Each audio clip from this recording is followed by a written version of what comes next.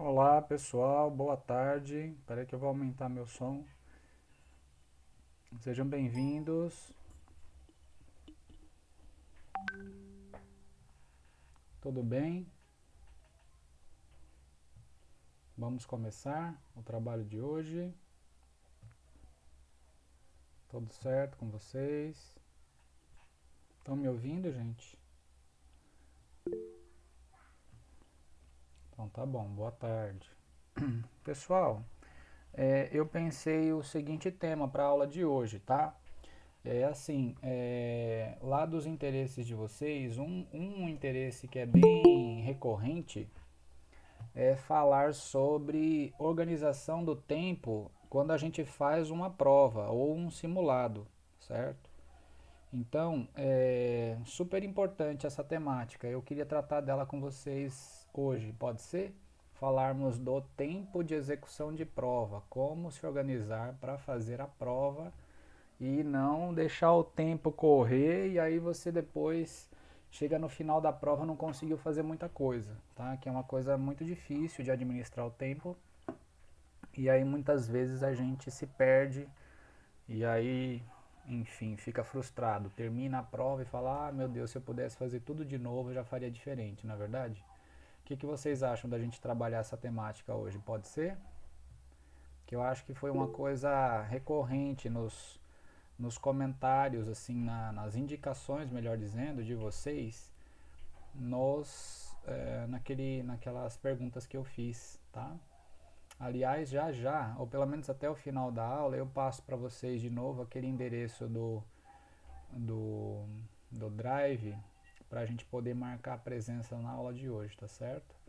Pessoal, eu quero agora, é, simplesmente aqui antes de compartilhar a tela, eu só queria que vocês aguardassem aqui um segundinho, enquanto isso eu vou conversando com vocês, para eu pegar justamente uma espécie de roteiro para eu poder trabalhar esse tema com vocês, tá? Eu essa semana atendi uma aluna de forma individualizada e por coincidência nós tratamos um pouco dessa temática que eu quero falar com vocês. Então acho que vai ser bem legal a gente poder de alguma maneira dialogar sobre esse tema. Eu tô com esse tema bem fresco na minha cabeça, tá? E aí, no caso dessa aula que eu estou comentando, eu acabei escrevendo para essa pessoa algumas indicações e aí com base nessas indicações eu vou aproveitar aqui e mostrar e depois disponibilizar para vocês também, né? Que aí eu acho que fica legal para vocês terem assim alguma coisa para, se for necessário, depois lembrar enfim, ter um registro, né? De algumas dicas, algumas coisas que vocês podem precisar e podem usar para aperfeiçoar como é que eu posso dizer? Aperfeiçoar a sua técnica de resolução de provas e consequentemente melhorar o seu uso do tempo lá, tá certo? Então, só um segundinho que a gente já vai começar com o compartilhamento dos materiais, tá certo? Eu vou aqui, ó, fazer só uma coisa antes de dividir com vocês aqui.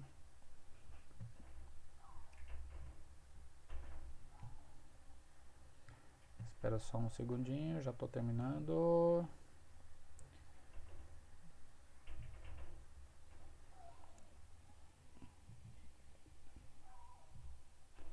Hoje é dia 19, né, do 6. Eu estou aqui só atualizando a planilha onde vocês vão marcar a presença com o número 1, tá? Então eu vou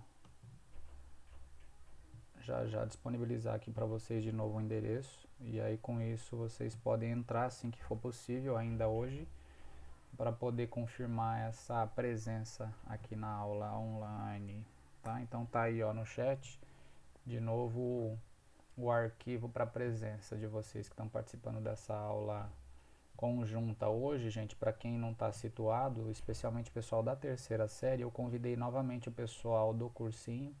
Eu tive ontem um problema pessoal e aí eu não pude no horário da aula oferecer aula para o pessoal do cursinho, então eles se somam a gente hoje novamente. Deixa eu ver quem de fato está aqui.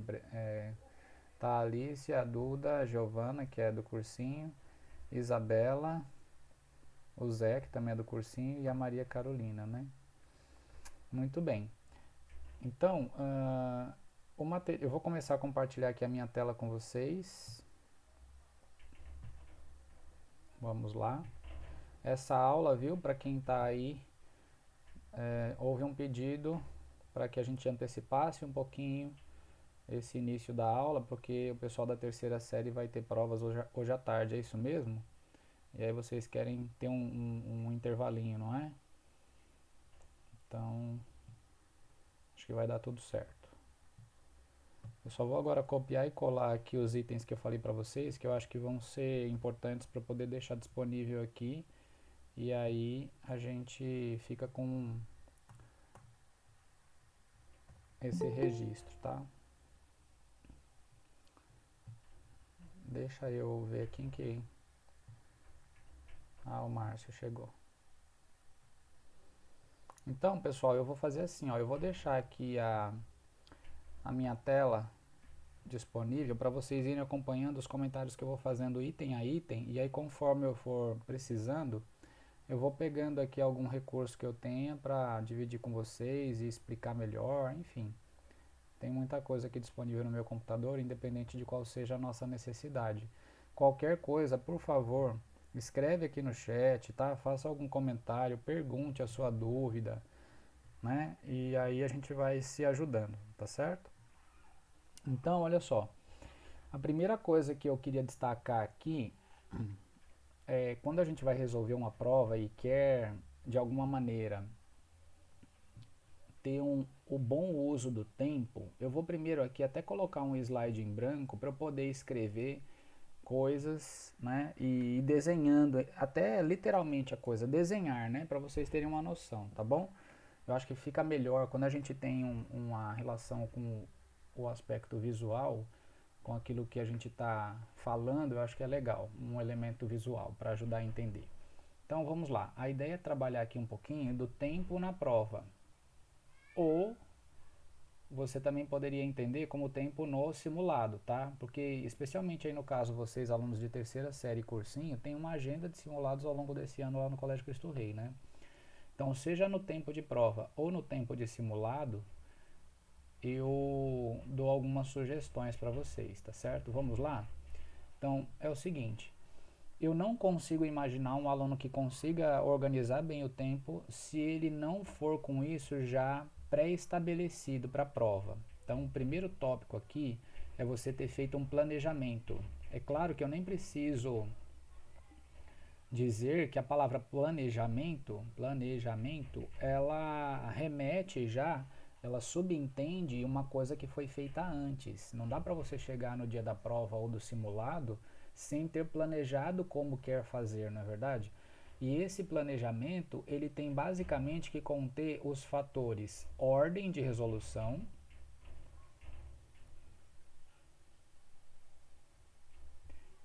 e o tempo de cada coisa que você vai fazer. Você tem que saber mais ou menos quanto tempo você quer usar para fazer o que você quer fazer. Na verdade, então esse planejamento, eu vou colocar aqui mesmo sendo redundante, né? Mas é um planejamento prévio. Se você não fizer isso, quando você chega na hora da prova, você fica perdido. Você começa a tentar ver na hora o que você vai fazer e isso não é produtivo. Decidir na hora, tá? Aí um outro ponto importante é, tá, Rogério, se eu sei dessa necessidade, como é que eu faço para estabelecer esse meu planejamento? O que é melhor eu fazer no começo? O que é melhor eu fazer depois? Eu faço a redação logo de cara? Ou eu deixo para fazer por último? Quando que eu passo no gabarito as respostas? Eu vou passando questão por questão ou eu deixo tudo para o final? Gente, isso é muito pessoal, tá? Então, assim, vamos pensar assim, o jeito de fazer a prova, eu vou até escrever essa frase e colocar entre aspas, ó, o jeito de fazer a prova, ele é individual. O que eu estou querendo dizer com isso? Não tem uma receita. Você vai dizer assim, ah, Rogério, mas os professores falam que é melhor, por exemplo, a minha professora de inglês fala que necessariamente deve-se fazer as questões de inglês logo no começo da prova, porque para a língua estrangeira, se o meu corpo estiver cansado, quando eu deixar o inglês por último, eu não vou ter um rendimento tão bom em relação às outras matérias. Tá, tudo bem, isso tem sentido, mas vamos ser francos. Se você ficar cansado e deixar para fazer a matemática por último, você não vai dar uma prejudicada na matemática também? Vai, de qualquer jeito. Então, você vai estabelecer o seu jeito, só que esse estabelecer vai depender de treino. Então, quando você tem um jeito de fazer, como que você estabelece esse jeito de fazer a prova? Que vai ser só seu, portanto, uma vez que é individual. Não dá para eu ter uma receita e passar para todo mundo assim, ó, faça a prova desse jeito. Aí eu passo assim uma já pronto para vocês desse grupo aqui que estão acompanhando as aulas de TRV. Não tem, gente, não tem essa receita. Aí você fala assim, tá, Rogério, mas como que eu estabeleço o meu jeito de fazer? Esse jeito de fazer, né, eu vou colocar aqui como terceiro tópico, né? É, o jeito individual, ele é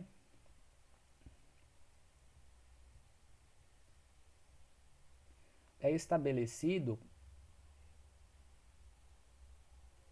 como, gente? Por treino. O que é treino? É você fazer de um jeito que você tenta uma primeira vez. E aí, assim que você fez, você avalia se foi bom ou ruim. Ou seja, é uma coisa que gradativamente vai sendo estabelecido, né? Então, ao longo do ano, suponho que você tenha assim, ó, simulado 1, simulado 2, simulado 3, simulado 4. Com certeza vocês têm várias provas ao longo do ano. Se você faz conscientemente uma organização, um planejamento para o primeiro simulado, assim que você termina esse simulado, você tem o resultado dele, não só de quantas questões você acertou, mas a partir dessa experiência, você sabe quantas questões você acertou, quantas questões você errou, se o tempo foi suficiente ou não. Você também consegue avaliar se a ordem de resolução das questões que você adotou foi boa ou se foi ruim, se você já faria diferente. O que normalmente a gente faz com esses aspectos conclusivos de uma primeira experiência? A gente usa como base para tomar uma decisão a respeito de modificar ou manter aspectos no simulado 2. O que é que você vai fazer no simulado 2? Com base nessa experiência anterior, você vai manter o que deu certo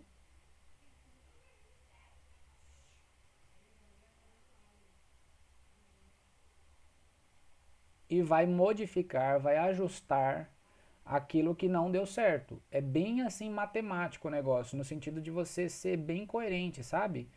Então você vai ajustar, adequar, qualquer palavra que remeta a essa ideia de modificação, tá?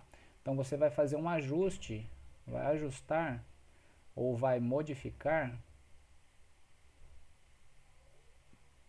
o que deu errado. Qual que é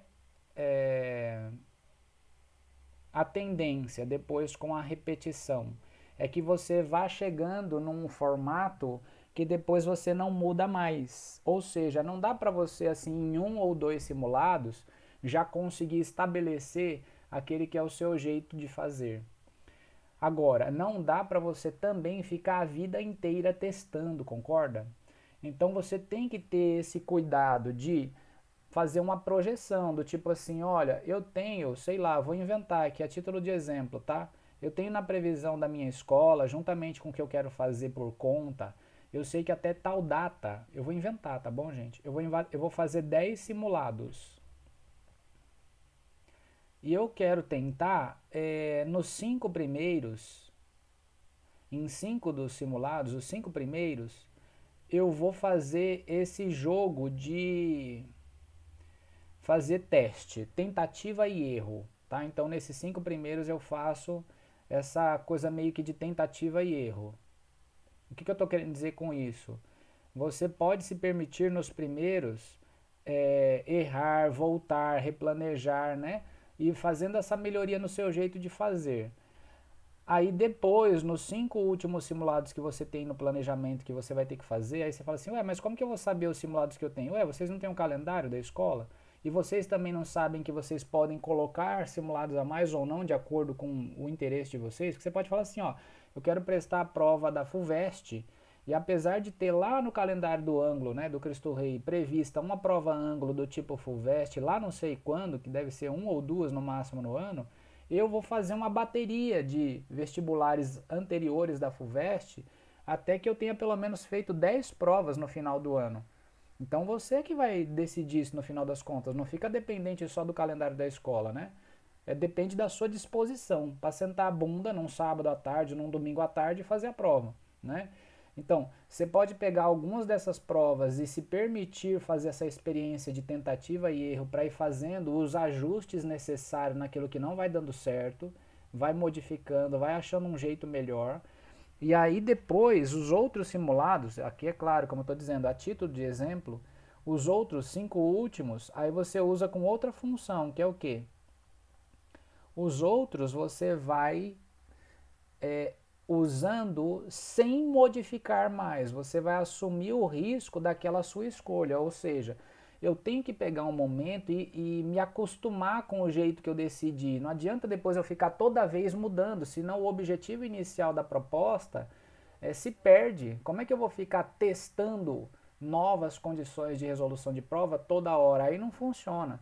Então veja, depois que eu tomei uma decisão sobre como eu quero fazer, aí eu permaneço nela, seja ela dando certo ou, entre aspas, já não é para dar tão errado quanto poderia dar outro jeito, né? Então aí você mantém o mesmo jeito para você poder treinar e meio que internalizar, entendeu? O que que é internalizar? É você meio que decorar o seu jeito de fazer. É meio que seja tão próprio que você não muda mais e que você se sente confortável de fazer daquele jeito. Então aí você mantém o mesmo jeito para você ter uma espécie de internalização.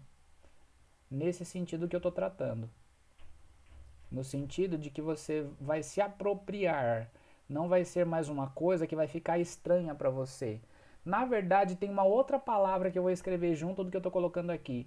É uma espécie de automatização. O que, que significa isso? Ó, alguns de vocês, até por conta da faixa etária, se já não fizeram isso, então vão fazer em breve, que é o fato de você é, fazer, né, os testes e participar de todo o curso para ter depois a sua carteira de habilitação, né, para ser condutor de veículos.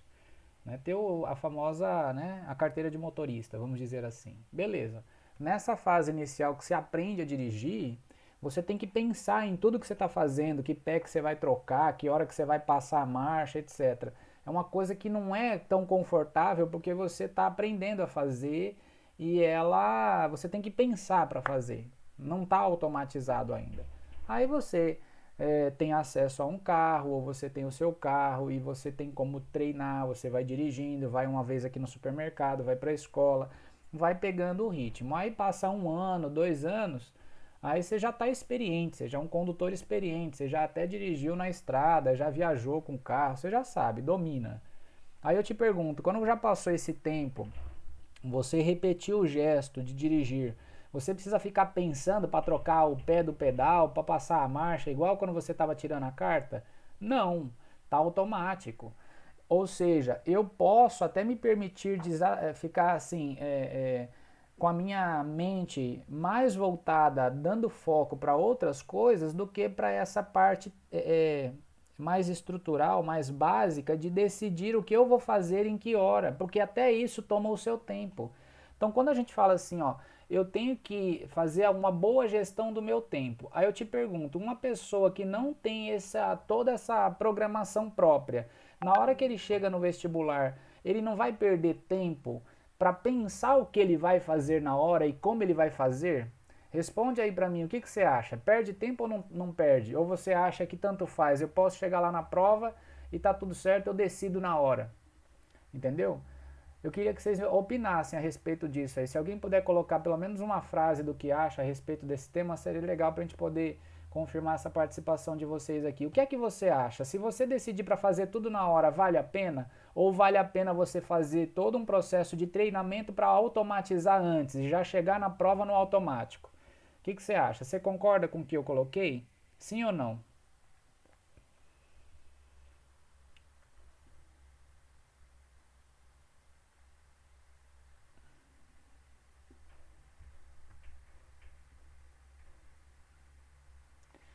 Porque, olha, queridos, a questão é violenta. O negócio é num nível de exigência, de detalhamento. Zé, eu vou te dizer, cara.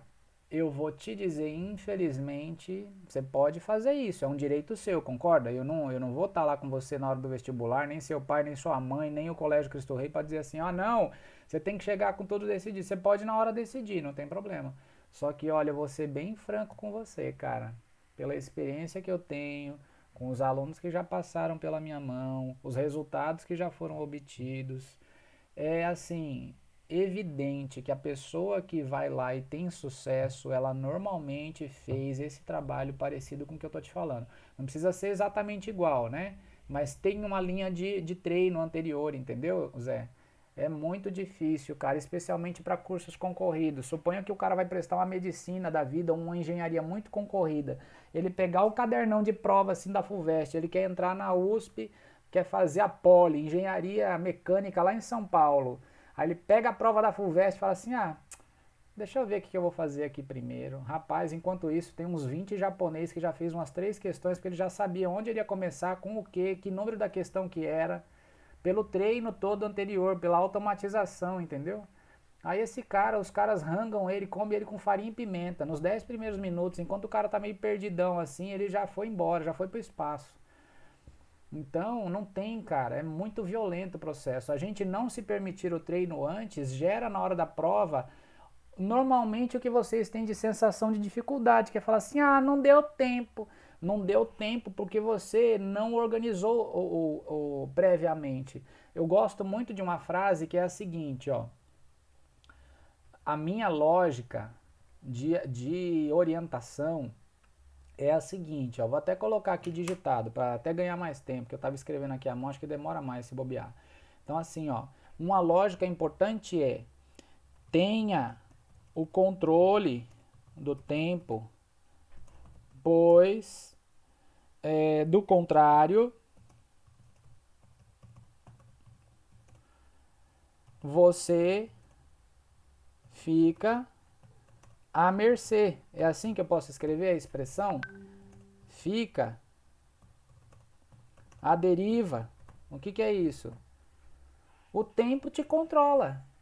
Só que o que acontece? O tempo, se você deixa ele frouxo, a ficar à deriva, é como se você tivesse assim, você não tem as rédeas da situação, você não tem o domínio. É aí onde você se perde, porque aí o tempo passa rapidão na hora da prova e você não fez o plano, consequentemente na prova você se perde, né? Tenha o controle, esteja com o tempo nas suas mãos. Senão, com certeza o tempo te domina. E o domínio do tempo é assim, ele é relativo. E aí o que acontece? Na situação da prova, que é onde você mais precisa de tempo, você se enrola e aí o tempo passa rápido, relativamente falando, e quando você dá fé já está acabando. E você tem que fazer o gabarito e entregar a prova. Então é muito difícil você ter um êxito num vestibular concorrido se você não tiver um treinamento prévio, treinamento de uso do tempo. Então o que eu quero mostrar para vocês é algum exemplo de alguma organização, de algum vestibulando com relação ao tempo, para vocês perceberem que ferramentas você pode ter para fazer isso, tá certo? Então eu vou dar um exemplo aqui que depois eu posso enviar para vocês. Deixa eu só aqui aproveitar, como eu tinha dito, para não ficar aqui sem o uso, né? Eu vou ler com vocês algumas coisas e vou fazendo comentários aqui que tem a ver com aquilo que eu comentei. Foram ideias que eu sintetizei com a minha aluna durante essa semana e que tinha a ver com esse tema e eu queria aqui compartilhar com vocês. Vamos ver aqui a primeira síntese que eu coloquei, ó. Deixa eu ver aqui, ó. Vamos ler juntos e aí a gente tenta fazer algum comentário para você perceber o que eu quis dizer com isso. Então esse aqui, ó, o primeiro. Em provas que tenham margem de erro, resolver um número de questões que seja suficiente. e chutar as demais. Então, gente, ó, tem uma dica aqui para vocês, ó, que também tem a ver com a organização de tempo. É o seguinte, tem alunos que se a prova tem, ó, vou colocar aqui, vai, uma prova lá, tem 90 questões. Aí eu pergunto, você precisa fazer necessariamente as 90 questões? Não. O que você vai fazer primeiro? Você vai olhar a nota de corte do seu curso. Suponha que você sabe pelo ano anterior ou pelos anos anteriores que na média a nota de corte é 60. Você vai tentar também só fazer 60 questões? Não. Você pode pegar essa nota de corte, colocar aqui uma margem de erro, por exemplo, umas 5 questões a mais.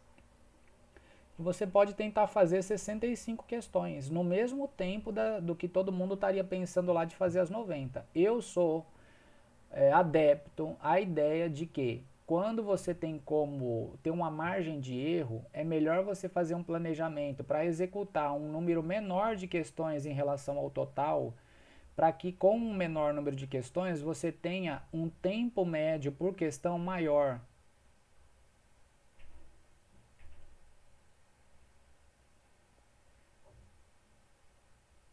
Eu acho que isso aqui depois dá resultados melhores. Então, assim, resumindo, fazer menos questões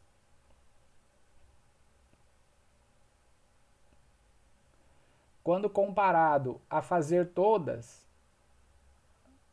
eu acredito sinceramente, na verdade fazer todas é muito difícil, né?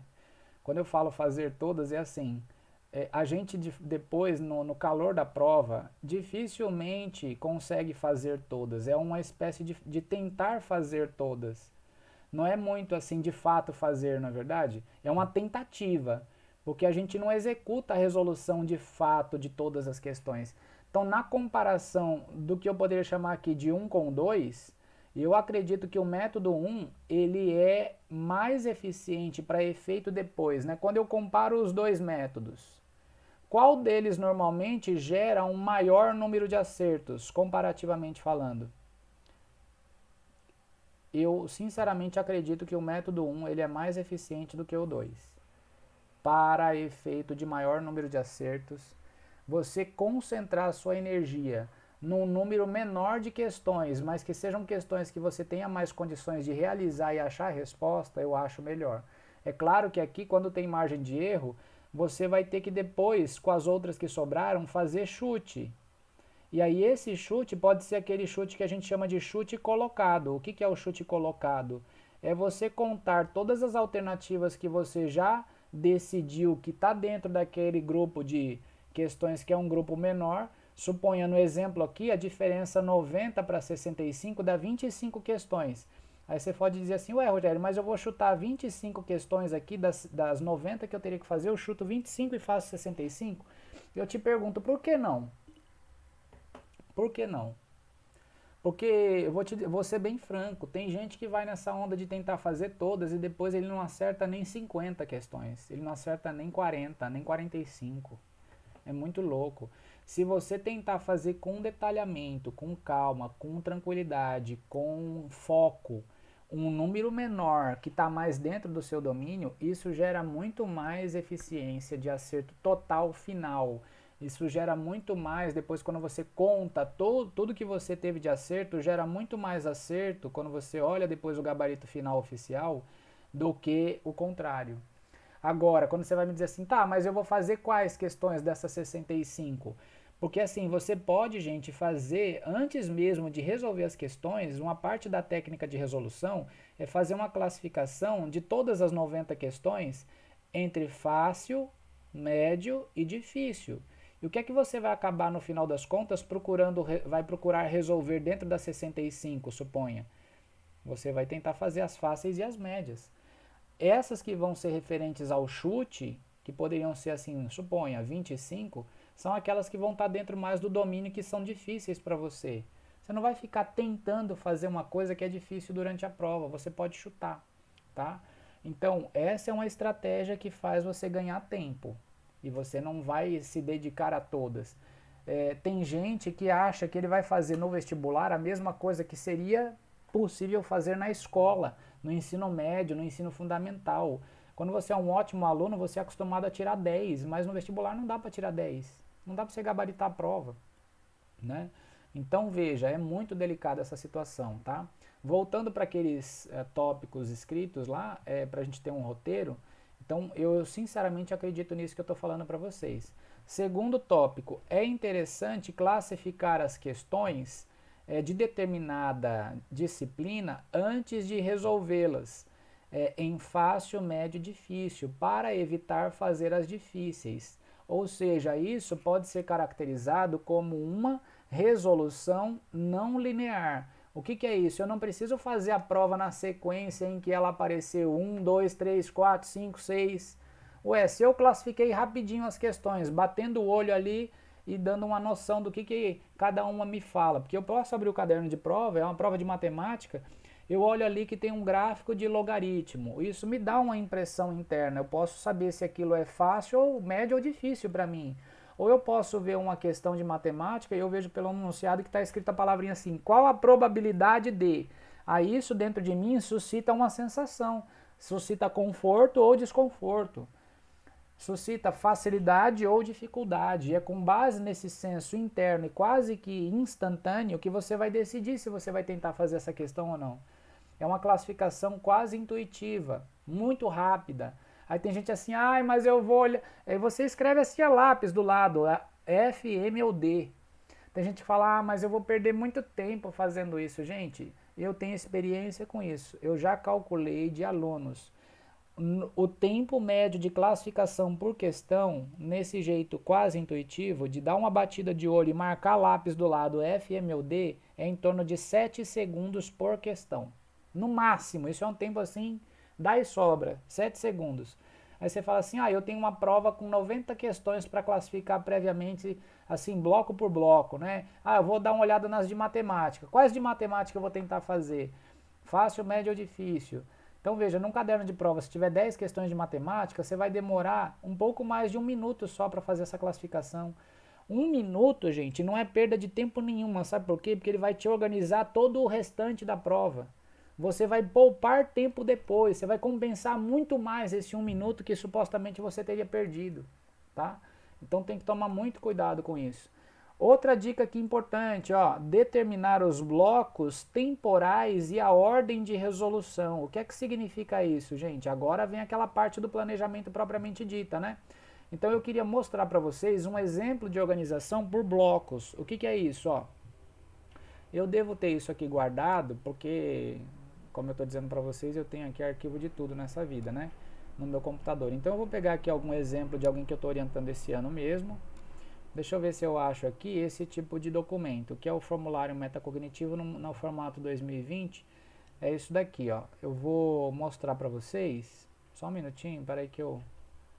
Aqui, ó, gente. Por exemplo, esse negócio aqui, ó. Depois, se vocês quiserem ter esse aqui no formato que eu estou mostrando aqui, eu repasso para vocês por e-mail, enfim, tá? Então não se preocupe. Eu quero só que vocês tentem entender a funcionalidade disso, assim como eu já mostrei a funcionalidade de planilha de organização de tempo, da semana, assim como eu já mostrei a planilha de organização de revisões agendadas, tá certo?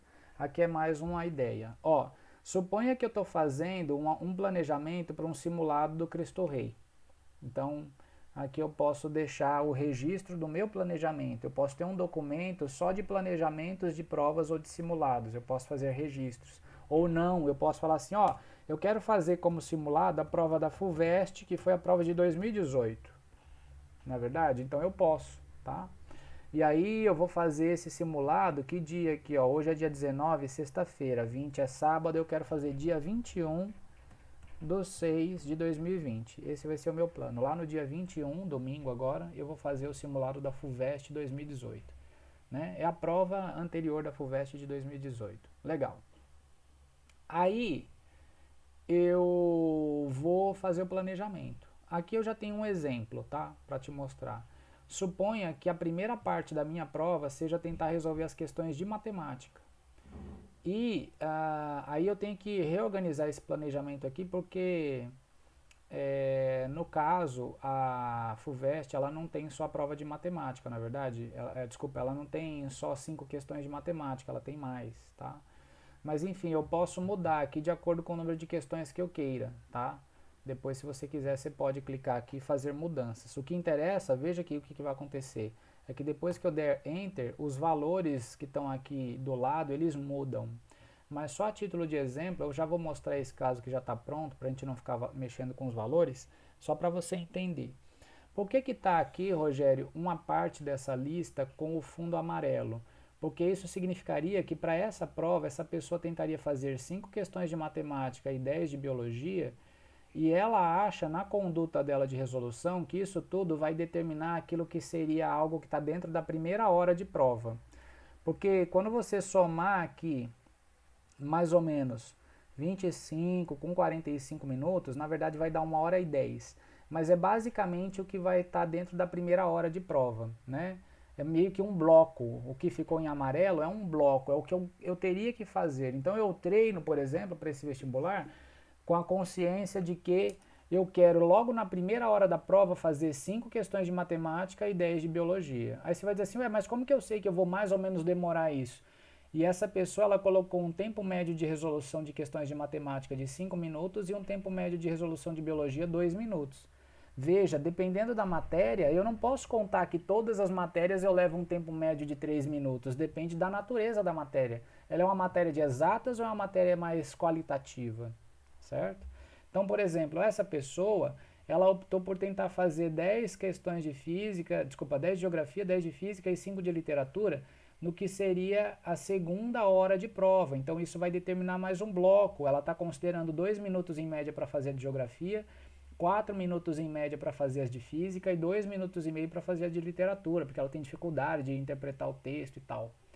Então ela cria um plano que ao mesmo tempo que ela determina. Pergunta, ela está determinando aqui a ordem das coisas? Tá. Ela está determinando quanto tempo ela vai usar mais ou menos para fazer cada coisa? Tá.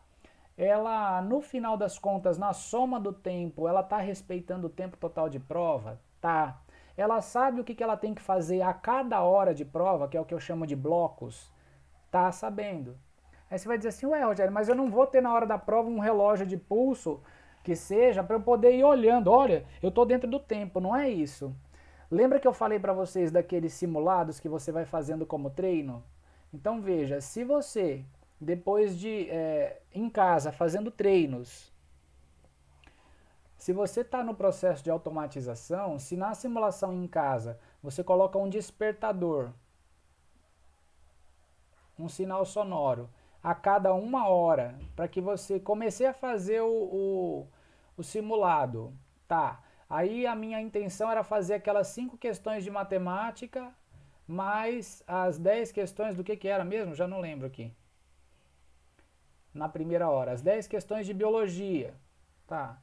E eu sei que isso eu tenho que fazer mais ou menos dentro da primeira hora. Aí o despertador toca depois de 1 hora. Você vai ver se você conquistou esse bloquinho ou não, se você fez ou não.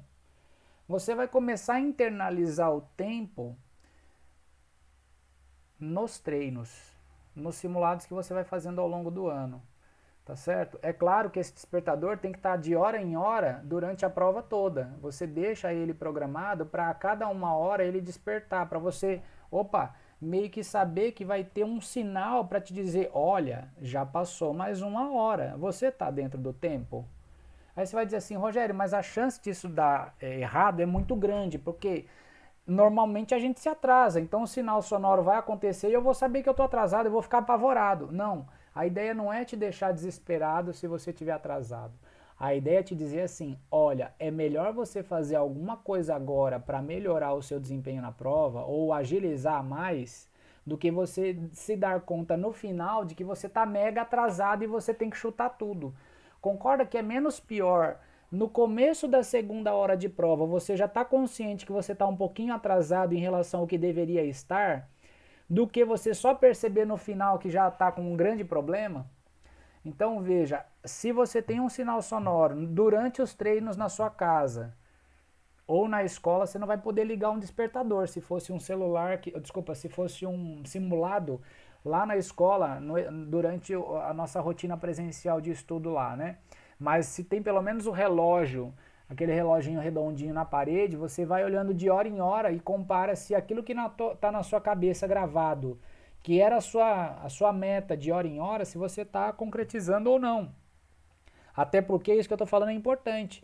Você vai treinando tantas vezes aquele jeito seu de fazer que você memoriza e tem que ir com isso memorizado, porque senão como é que você vai fazer o plano na hora da prova? Você tem que ir com ele em mente. Os alunos que eu treino, eles vão para os vestibulares, eu faço como ditado, assim, eu faço assim, antes da prova eu pergunto para eles assim, ó, é, o que você vai estar fazendo na terceira hora de prova? Aí ele tem que saber me responder exatamente o que ele vai fazer na terceira hora de prova, em que ordem, qual que é, quais são as disciplinas que ele vai tentar responder. Porque se ele não for com esse grau de domínio para a prova, nossa, de novo o japonês rouba a vaga dele, viu? Então é muito delicado. Você tem que ter todo o domínio do processo. Aí eu te pergunto, cabe de novo essa mesma frase aqui, ó? Onde é que eu tinha colocado aqui, ó? Cabe de novo a ideia, tenha o controle, não é nem só do tempo, né? Tem o controle do tempo e do processo. Pois do contrário você fica à mercê, você fica à deriva, né? Ele é quem te domina. Então, se você não souber dizer o que você quer fazer a cada momento da prova, alguém vai te dizer para o que vai ser feito. Esse alguém não é uma pessoa de verdade física. Sabe quem que é esse alguém que vai te dizer o que você vai fazer? Vai ser o seu desespero, a sua angústia, o seu nervosismo, vai ser o tempo passando rápido, aí ele te engole. Olha que beleza. Então, é violento o negócio. Você tem que ter parâmetros de controle. O que são parâmetros de controle? Jana, por favor, está sendo filmado aqui, amor. O que são parâmetros de controle? Você tem que ter ferramentas como essa aqui que eu estou te falando e treinar com elas antes. Se você não tiver um jeito de criar né, esse protocolo de resolução, esse passo a passo, o que é que eu vou fazer em cada hora, você vai ter muita dificuldade de ter o controle do processo e, consequentemente, como eu estou dizendo, muito provavelmente você vai ficar no final da prova com o senso de que você, faltou tempo, eu não consegui, não deu, foi muito difícil. E aí a gente fica arrumando os álibis, entendeu? Para tentar justificar o injustificável, tá? E assim, já indo mais para os finalmente, para eu poder concluir aqui de acordo com o nosso combinado do tempo, eu sei que tudo passa rápido, né? Então assim, eu só vou pelo menos ler aqui os itens finais e fazer algum comentário breve, tá? Ter uma postura de responsabilidade, foco e tomada de decisão ágil diante de uma questão. O que eu quero dizer com isso? Tem gente que demora demais para tomar alguma decisão na prova, fica ali enrolando, encebando com uma questão. Ele não sabe fazer a questão e ao invés dele pular ou chutar, ele fica ali lambendo a questão. Isso não leva ninguém a lugar nenhum, não vai fazer você passar no vestibular. E aí você tem que ter consciência disso, que é uma responsabilidade, ou melhor dizendo, uma falta de, se você ficar ali diante de uma questão e não tomar uma decisão, que seja por chutar, mas vá para frente, porque isso faz a prova rodar, senão você fica empacado, né? Outra coisa aqui, ó, procurar ler a questão uma única vez. Isso é muito difícil, mas com o treino é possível. Eu tenho alunos que treinam para conseguir, depois de muitas tentativas de treino, né?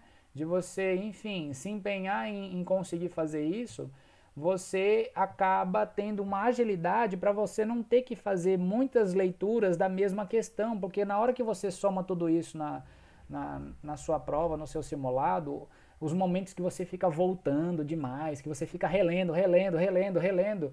Ué, como é que fica o tempo? Não tem tempo para reler 10 vezes todas as questões da prova. Imagina você vai fazer uma prova de 90 questões, aí você já começa errado, que você quer tentar fazer as 90. E você quer ler todas as 90 questões 3 vezes. É como se você estivesse tentando fazer 270 questões e não 90. Então não dá certo também, né? E aqui um último comentário.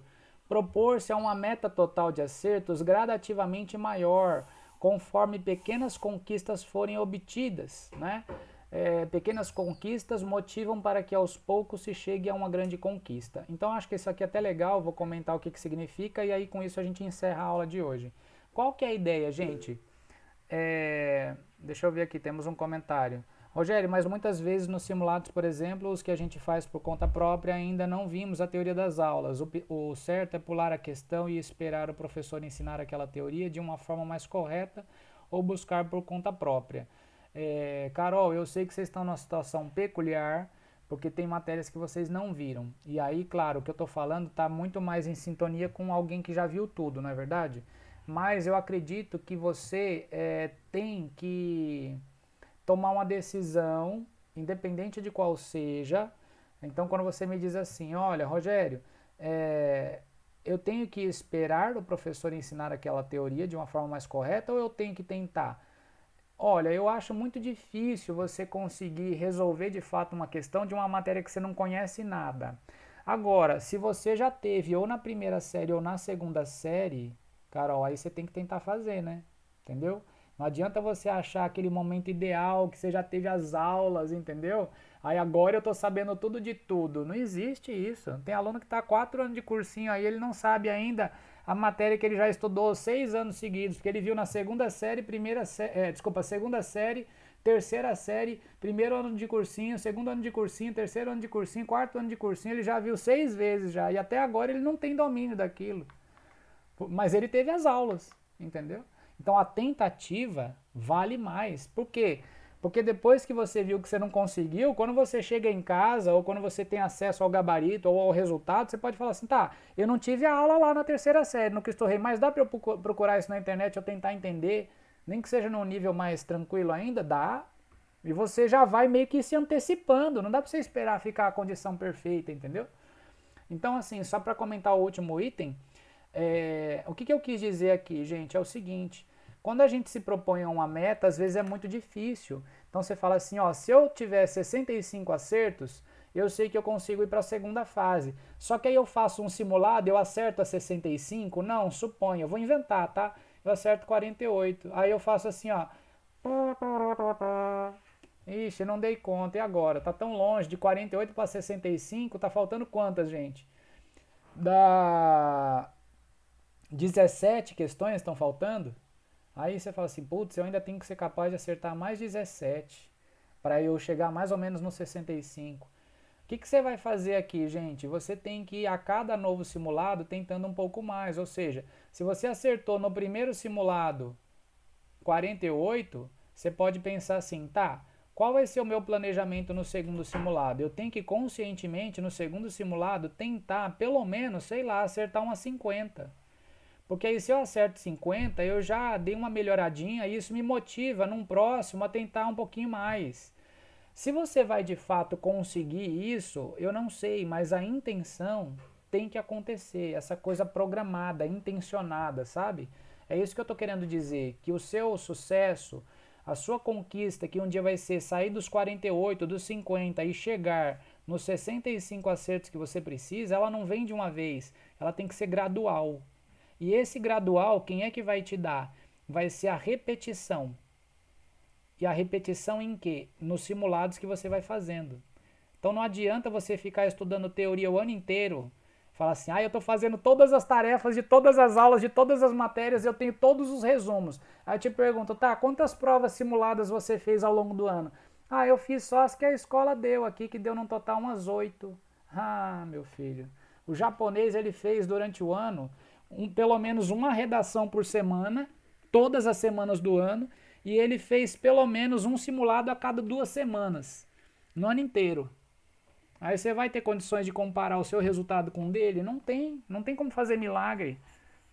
Pensa pelo menos nisso, uma redação por semana e um simulado no mínimo a cada 2 semanas.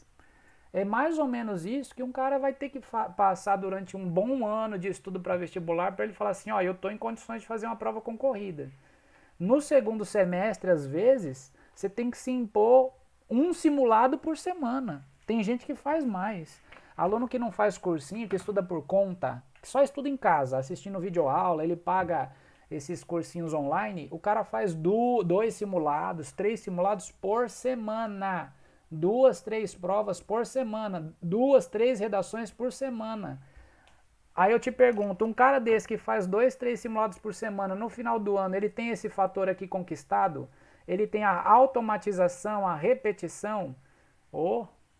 Então assim, tudo isso que eu me empenhei em dizer para vocês é o meu ponto de vista, você pode discordar, Mas eu, pela experiência, quero te dizer que o que nós tratamos hoje aqui são os principais aspectos que você deve levar em conta para ter um bom tempo de resolução de prova e que, resumindo, é o que está aqui em destaque.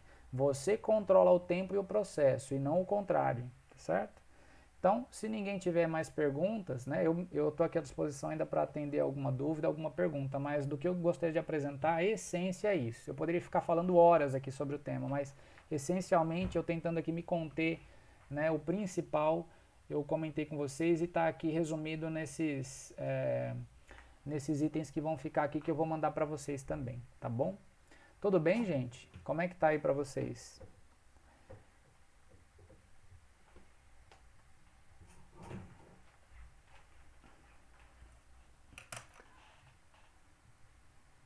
Certo? Eu posso me despedir, tudo certo? Ó, deixa eu só ver aqui quem que entrou por último, não sei se foi o Márcio.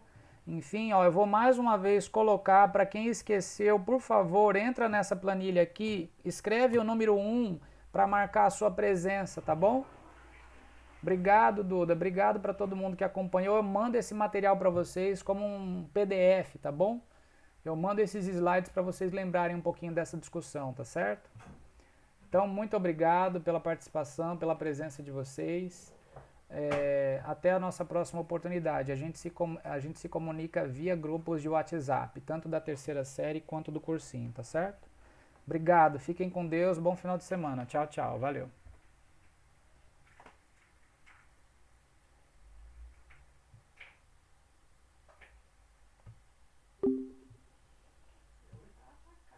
Ah, tem que falar com força, sabe por quê? Senão esses meninos não acordam, não entendem.